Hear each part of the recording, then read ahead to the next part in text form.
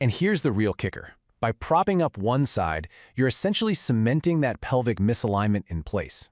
Okay, so if the real issue is a tilted pelvis, what about the most common treatment for a short leg? You know, the heel lift? Well, let's just say the source has some strong feelings about that. Basically says heel lifts are based on a totally wrong idea and can even make the whole situation worse. Think about it. The whole idea of a heel lift is to prop up the shorter leg to make things even, right? But if the leg isn't actually short, if it's just your pelvis that's tilted, then all you're doing is treating a symptom, not the cause. And here's the real kicker. By propping up one side, you're essentially cementing that pelvic misalignment in place. You're basically telling your body, hey, stay stuck like this, which makes it almost impossible for it to ever correct itself. So, if heel lifts are out, what's the alternative?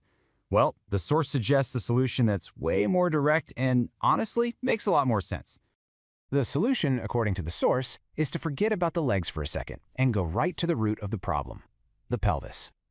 A skilled practitioner can use a specific manual adjustment to just rotate that tilted pelvic bone back where it belongs. And what happens then? Well, the hip socket pops back up into its proper position, and just like that, the long leg isn't long anymore. The length evens out instantly. So, if there's one thing to take away from all this, it's this huge shift in perspective. The idea that your chronic pain or that feeling of being off might not be because of some unchangeable structural flaw you've had your whole life.